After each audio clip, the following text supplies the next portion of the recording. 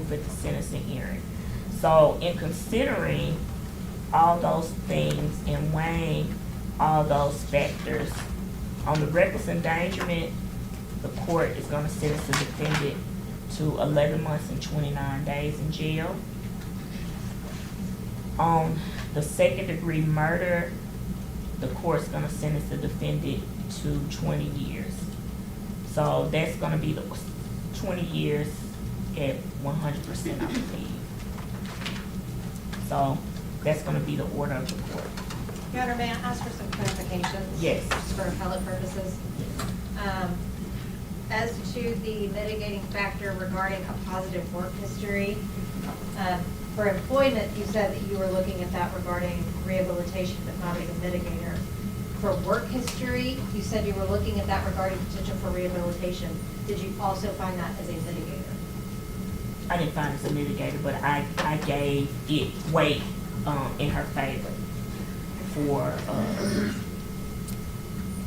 And the community service, is that also considered as potential for rehabilitation, not as a mitigator? yes, The educational background? yes. I'll give that weight for potential or lack of rehabilitation. Okay, but not as a mitigator? Yeah. And her book, the writing of the books, you lean towards potential for rehabilitation, not as a mitigator?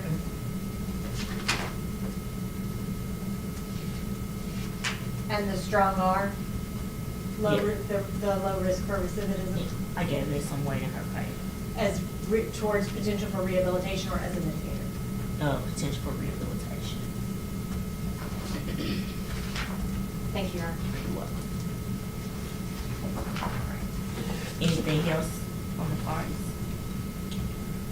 All right, well, we'll show that sentencing hearing is concluded. Your Honor, I have an order prepared, if I may pass it forward, just making very clear that this offense predated the truth in sentencing. She is eligible for the 15% good credit. Yes. I think it's helpful for TDOC to have that outlined in a separate order.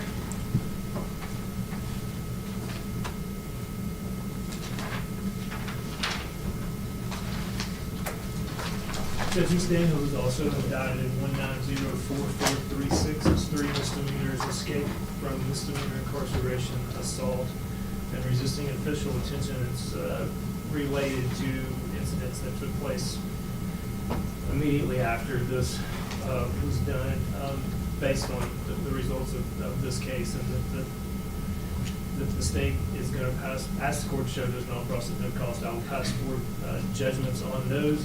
I will also be, if the court recalls, this case was superseded by indictment, so 19-04676 is still open. I will be passing forward orders and all processing all 3 counts in that. And then we have prepared judgments for the court to look at, to make sure that they comply with what the court had just ordered on those. I think I'm ready to pass all 3 sets of those up currently. And Your Honor, just for the clarity of the record, those 2 counts are to run concurrently? Yes, concurrently, yes.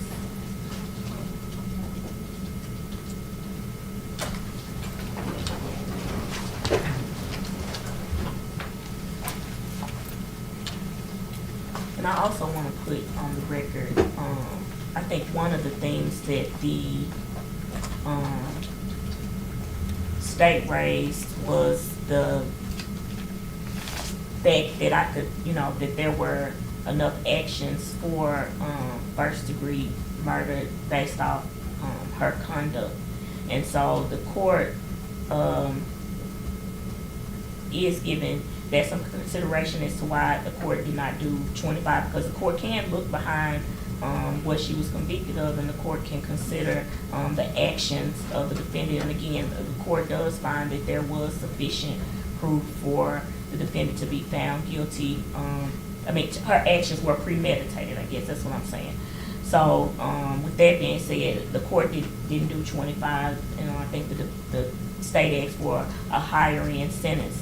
The court sentenced her at 20 years. So again, the nature and circumstances of the offense warranted a lengthy sentence in this case. So,